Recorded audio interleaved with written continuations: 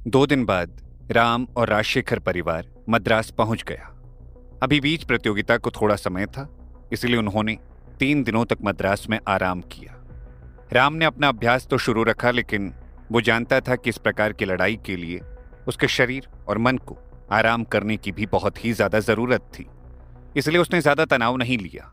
इन 3 दिनों के दौरान राम ने मद्रास की प्रसिद्धता, भव्यता और प्रतिष्ठा का अनुभव किया।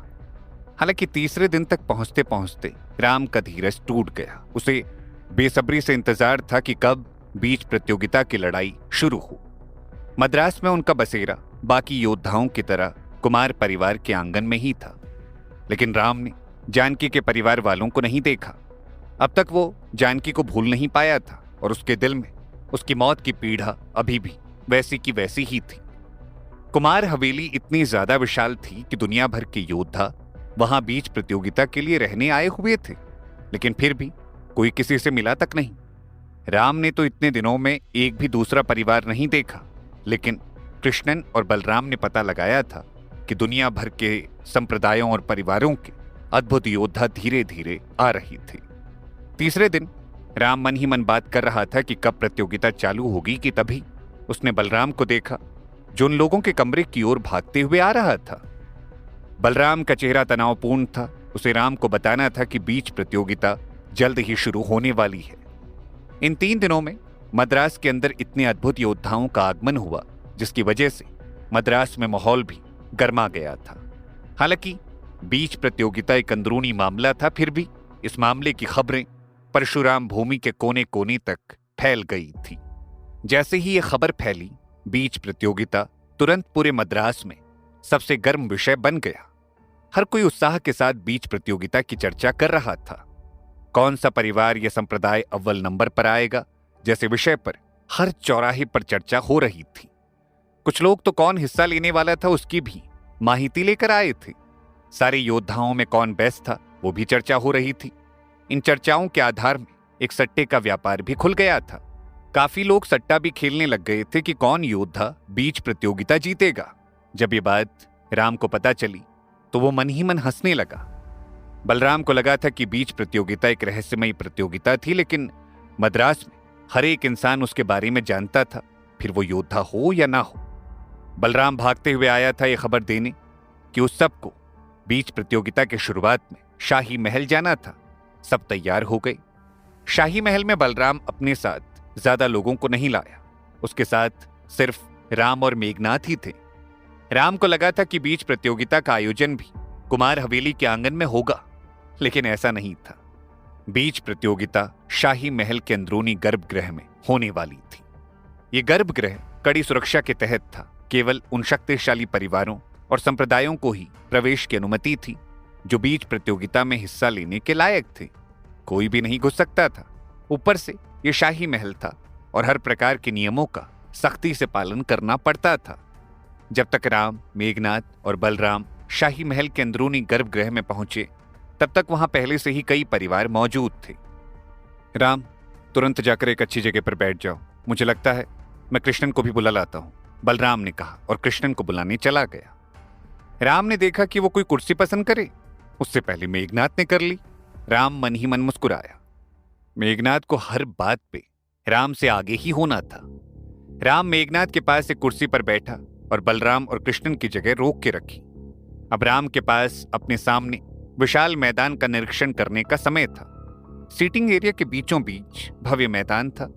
मैदान के चारों ओर कई रास्ते थे, मतलब कि कोई भी परिवार या संप्रदाय किसी भी तरफ से अंदर आ सकता था। लेकिन इसका भी एक राज था जो मेघनाथ ने राम को समझाया। ये रास्ते घूमने फिरने के लिए नहीं है, उसने बेरुखी से कहा। पहले पड़ाव में बीच प्रतियोगिता में हिस्सा ले रहे सारे योद्धाओं के नाम की चिट्ठी बनेगी और मैदान के बीचों बीच उस चिट्ठी को एक साथ डाला जाएगा।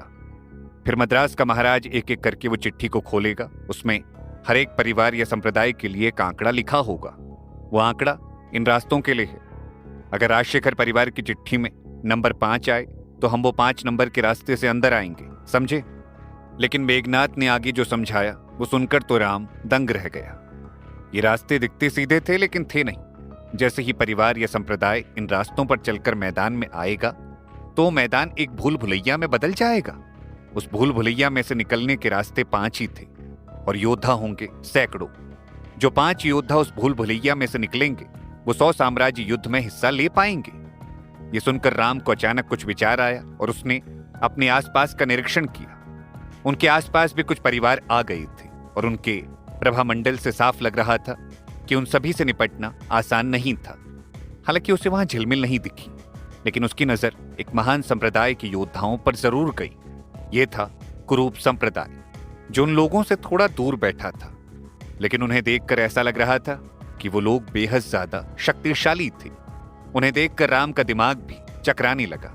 राम अपनी दोनों आंखें बंद करके चुपचाप अपनी सीट पर बैठ गया।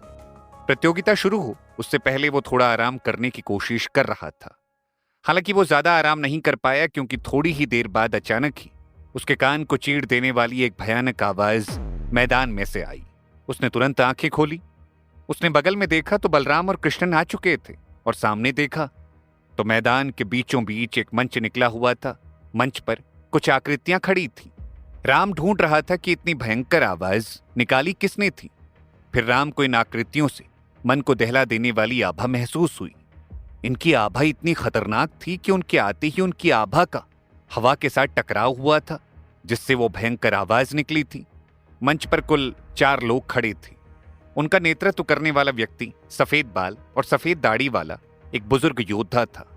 उसका चेहरा शांत था, फिर भी राम उसके शरीर से निकलने वाली एक शक्तिशाली आभा को महसूस कर सकता था। राम को महसूस हो रहा था कि इस बुजुर्ग योद्धा के पास शून्य शक्ति तो थी ही, लेकिन साथ ही कोई और भी रहस्यमयी शक्ति थी जो वो समझ नहीं पा रहा था। वो रहस्यमयी शक्ति की वजह से वो बुजुर्ग योद्धा अत्यंत जवान भी लग रहा था। राम का दिमाग घूम गया। कौन था ये शक्तिशाली बुजुर्ग? राम उसे ध्यान से देखने लगा। कृष्णन ने राम के विचार पढ़ लिए हों इस तरह अचानक ही बोला, जानते हो ये कौन है? राम ने नाम में सर हिलाया, लेकिन अप्पा ये कितने शक्तिशाली दिख रहे हैं। ये कम से कम 75 साल के होंगे, लेकिन उनकी आभा तो 35 साल के योद्धा जितने शक्तिशाली है। कौन है ये? राम ने चकाचौंध होकर पूछा। कृष्णन ने उसे कहा, वो कुरूप संप्रदाय के नेता पद्मनाभ कुरूप है।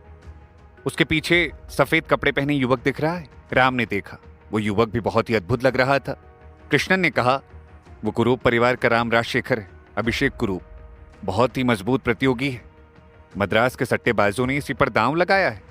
सबको यकीन है कि अभिषेक कुरूप ही है जो बीच प्रतियोगिता जीतेगा। राम ने अभिषेक को ध्यान से देखा। अभिषेक सुंदर और प्रतिभाशाली लग रहा था। हालांकि राम जिस बात से परेशान था वो ये थी कि अभिषेक की आभा शून्य शक्ति के आखिरी पड़ाव पर पहुंचने वाले योद्धा की आभा से मिलती थी। मतलब कि शायद अभिषेक कुरूप राम से एक कदम आगे था। उसने पूरी शून्य शक्ति हासिल कर ली थी। इतने दिनों में बलराम ने राम को इन संप्रदायों की युवा योद्धाओं की भी अनेक कहानियां सुनाई थी। अभिषेक कुरूप की तो बहुत सारी वीर गाथाएं थी। वो एक असाधारण योद्धा था, सिर्फ फाइट में नहीं लेकिन तलवारबाजी में भी। राम अभिषेक कुरूप को एकटक देख रहा था। तभी अचानक अभिषेक की नजर राम पर टिकी। दोनों की आंखों से एक दूसरे के लिए अंगारे बरसने लगी। अभिषेक की आंखें किसी ब्लेड के जैसी तेज थी। शायद वो भी राम की शक्तियों को नाप रहा था। इस प्रकार की कातिल नजर को देखकर राम समझ गया कि अभिषेक कुरूप सच में ही शक्तिशाली था और शून्य शक्ति का असली हकदार था। राम का चेहरा शांत रहा, उसका शरीर बिल्कुल भी नहीं हिला। लेकिन अभिषेक कुरूप की नजरें राम से हट नहीं रही थी। जिस तरह राम ने अभिषेक की शून्य शक्ति की आभा को पहचान लिया था, उसी तरह अभिषेक ने राम की अद्भुत मानसिक ऊर्जा को नाप लिया था और वो मन ही मन चकाचौंध हो गया था। राम की मानसिक ऊर्जा के स्तर को देखकर अभिषेक मन ही मन बोल उठा, इतनी ज्यादा मानसिक ऊर्जा? कौन है ये लड़का? अभिषेक ने अपने पास खड़े पद्मानभ से पूछा। पद्मानभ की नजर राम पर पड़ी, जो अभी तक उन्हीं को देख रहा था। पद्मानभ ने कहा, यह शायद शुद्धिपुरम के राजशेखरों का खून है, लेकिन इसकी नजर से पता चल रहा है कि यह कोई साधारण खून नहीं है। अभिषेक, उस युवक को कम मत समझो। अगर मैं गलत नहीं हूं तो वो राम ही है। राम का नाम सुन के अभिषेक की आंखें चमकी। क्या वो लड़का राम राजशेखर था? राम की प्रतिष्ठा ने हाल ही में शुद्धिपुरम को हिलाकर रख दिया है। यहां तक कि मेघनाथ राजशेखर भी उसे संभाल नहीं सकता। इस बार राजशेखर परिवार में वास्तव में 2 उल्लेखनीय प्रतिभाएं हैं। हमें सावधान रहना होगा। हर किसी के लिए ये ईर्ष्या का विषय है। ये कहते हुए पद्मनाभ भी राम को ही देख रहा था। अभिषेक की आंखों में खुशी छलकी। उसे अच्छे अच्छे योद्धाओं को धूल चटाने में बहुत मजा आता था। अब राम को भी चटाएगा। उसकी आंखें देखकर पद्मनाभ समझ गया कि वो क्या सोच रहा था। पद्मनाभ ने अभिषेक को वार्निंग दी, ख्याल रहे, जब तक वो सामने से तुम्हारे रास्ते में ना आए, तुम सामने चल के मुसीबत को न्योता मत देना। हमें बीच प्रतियोगिता जीतनी है, याद रखना। हाँ। अभिषेक ने सर हिलाया। अचानक ही उसने राम को एक मुस्कान दी। राम ने भी सामने से मुस्कान दी और फिर दोनों ने एक दूसरे पर से नजर हटा ली। राम ने अपने दिल में शोक की भावना के साथ अपनी नजर हटा ली थी। इन प्रतिभाओं को देखकर राम को एहसास हुआ कि अभी वो शायद उतना अद्भुत योद्धा नहीं था जितना शुद्धिपुरम के लोग उसे मानते थे। राम के सामने जो योद्धा थे वो पाएट के असाधारण जन्मजात हुनर के साथ पैदा हुए थे। अपने संप्रदायों और परिवारों की मदद से उन्होंने स्वाभाविक रूप से बहुत ही ज्यादा शक्तियां भी प्राप्त की थी। इसके विपरीत राम को जहां वो अभी था वहां तक खुद ही चढ़ना पड़ा था, अकेले ही कठिनाइयों का सामना करना पड़ा था। इसलिए इन योद्धाओं की तुलना में राम की यात्रा कहीं अधिक कठिन रही थी। कुरूप संप्रदाय के आगमन के बाद बाकी सारे परिवार और संप्रदाय भी एक एक करते हुए आने लगे। सब इतने शक्तिशाली थे कि उनकी थोड़ी सी भी हलचल पूरी परशुराम भूमि को हिला सकती थी। वो इस साम्राज्य के असली ताकतवर योद्धा थे।